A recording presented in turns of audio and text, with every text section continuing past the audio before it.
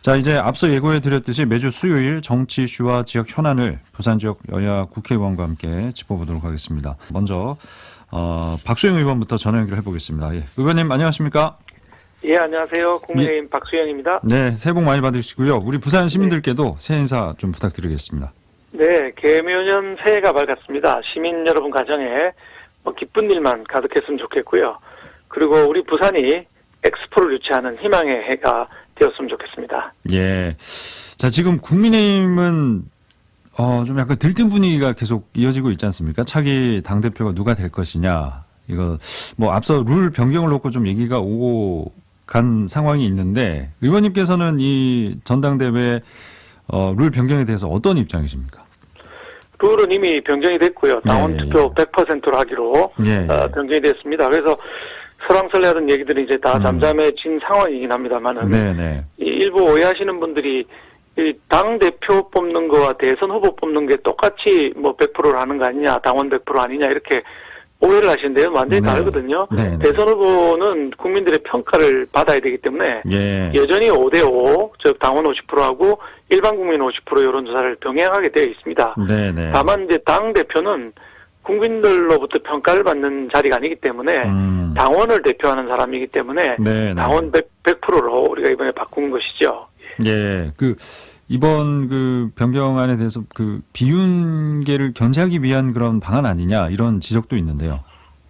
글쎄, 우리 당은 의원들 거의 대부분이 일부 소수를 제외하고는 비윤이 아니고 모두 친윤이라고 생각합니다. 우리가 만든 대통령, 성공한 대통령 만들어야 된다는 측면에서 거의 모든 의원들이 친윤이기 때문에 비윤계를 떨어뜨린다 이런 거는 말이 안 되는 것이고 일부 이 대통령에 대한 건전한 비판 이걸 넘어서 사사건건 비난만 하는 정도가 좀 심한 분들이 있는데 이런 분들은 이제 언론에서 말한 비윤이라고 볼 수도 있겠지만 비윤 친윤 갈라치는 것도 저는 마땅하지 않고 거의 99%가 대통령의 성공을 바라고 있다고 생각을 합니다. 그 일부 의원 중에 유승민 의원은 포함되는 거고요. 전 의원은. 유승민 전 의원께서는 이제 100%에 대해서 비난을 하고 계신데 사실은 경기도 지사 선거 우리 당 내부 경선을 할 때에 50대 50이었거든요.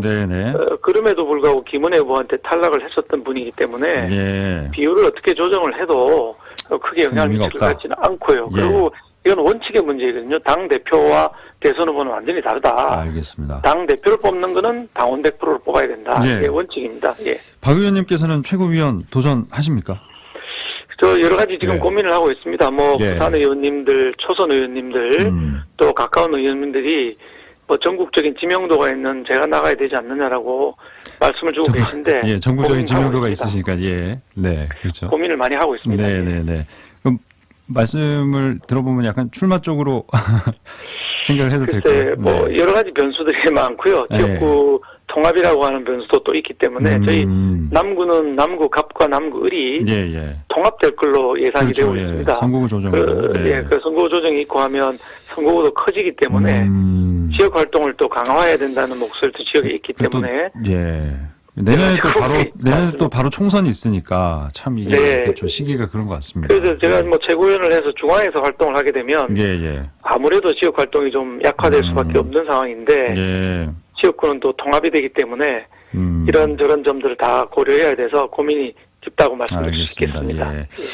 그리고 윤 대통령의 신년 인사회 노동교육연금 이 3대 개혁에 매진하겠다 이렇게 또 야심찬 포부를 밝히셨는데 근데 이제 야당과의 협조가 당연히 필수적인 부분이 큰 거 아니겠습니까?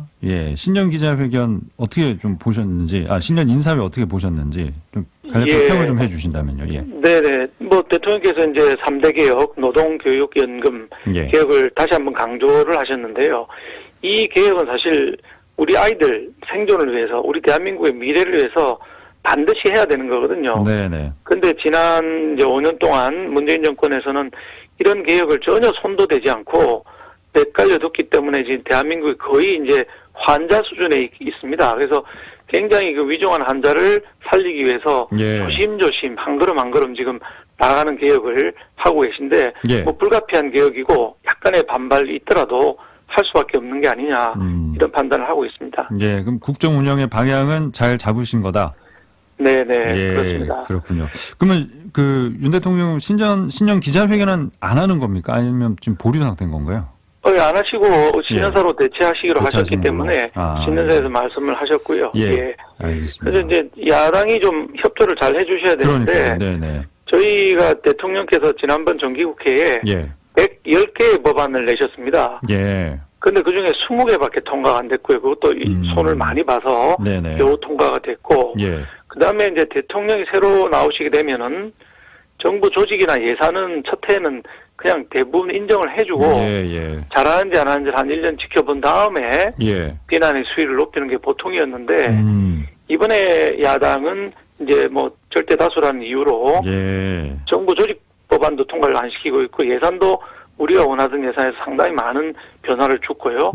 또 노웅래 의원의 체포동의안 이것마저도 부결을 시켜놓고 있는 것이죠. 그래서 제가 보기에는 민주당이 이제 방탄을 이유로 의회 독재를 하는 게 아니냐. 오히려 의회 독재를 하는 것이죠. 왜냐하면 대통령께서 당선된 거는 국민의 민의가 8개월 전의 민의고요.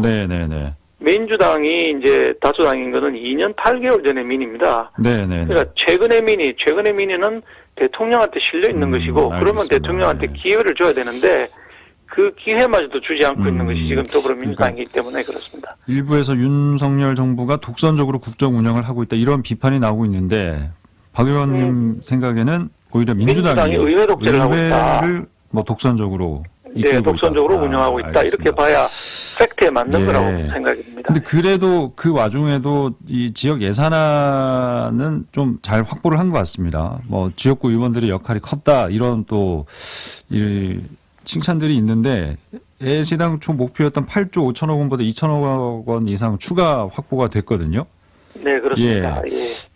박 의원께서 생각하시는 지역의 주요 현안 어떤 식으로 좀 앞으로 향후 풀어나가실 계획이신지 듣고 싶습니다. 지역 현안에 관해서는 뭐 이제 가덕도 신공항이라든지 엑스포 유치 같은 큰 현안들이 있는데 이게 여야가 따로 없다고 생각합니다. 이번에 정부 전체 예산이 오히려 작년보다 크게 늘질 않았거든요. 그럼에도 불구하고 부산 예산이 이렇게 많이 확보할 수 있었던 거는 여당 야당 할 것 없이 모두 이제 부산 현안 해결하자는 데는 한 마음이었던 걸로 생각이 들고요.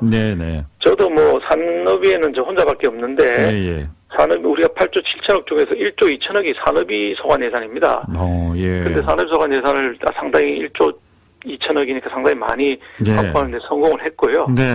앞으로 이게 이제 기본적으로는 대통령께서 부산에 대한 진심, 부산에 대한 마음 이런 게 있기 때문에 수도권과 부산권 두 축으로 가겠다.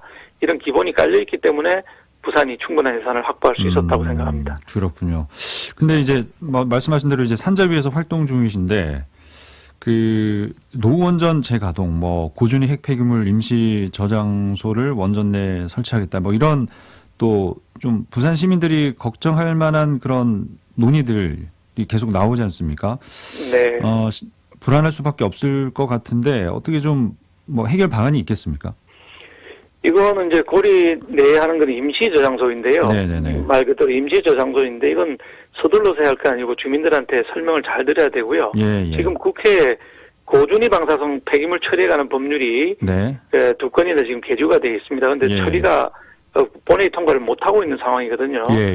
이 법안이 빨리 통과돼야 임시 저장소가 아니고 영구 저장소를 만들 수 있는 기준, 그다음에 몇 년간 존속할 것인지, 그다음에 그걸 유치하겠다고 하는 지역에 대한 인센티브 이런 게 이 법안에 이제 들어 있습니다. 이 법안을 우리 당 의원들이 내놨는데 이거를 심의도 안 하고 통과도 안 시키고 있어서 빨리 이 법이 통과돼야 영구 저장 시설을 만들고 우리 고리에 임시 저장 시설을 폐쇄할 수가 있게 되거든요. 그러니까 이 법의 통과가 제일 시급한 사항이라고 생각이 듭니다. 알겠습니다. 시간이 이제 다 됐는데 끝으로 그 불경 특별연합 이게 무산됐지 않습니까? 이 부분에 대해서 지역 국회의원들이 좀 뭐 활약이 없었다. 뭐 그런 지적을 저희 또 패널 중에 한 분이 해주셨는데 그 부분에 대해서 간략하게 말씀해 주시고 저희 마치겠습니다. 불경 메가시티 부분은 이제 시간이 상당히 많이 드는 거고 일본의 그 간사이 연합도 네네. 그래서 한 50년 정도 시간이 걸려서 이루어낸 것입니다. 예. 그리고 단체장들이 있기 때문에 의원들이 나서서 직접 추진하기보다는 단체장 간의 합의가 우선돼야 되고 그게 부울경 주민들의 뜻이 단체장한테 반영돼 있는 것이거든요. 예. 그래서 너무 서두르지 말고 목표를 가지고 일본 간사이 연합처럼 긴 호흡으로 나가야 될 거라고 보고 있습니다. 예, 알겠습니다. 저희가 또 다음 주 이 시간에 또 모시고 또 다양한 또 사안들 한번 여쭤보도록 하겠습니다. 오늘 말씀 잘 들었습니다. 네, 감사합니다. 네, 지금까지 국민의힘 박수영 의원이었습니다.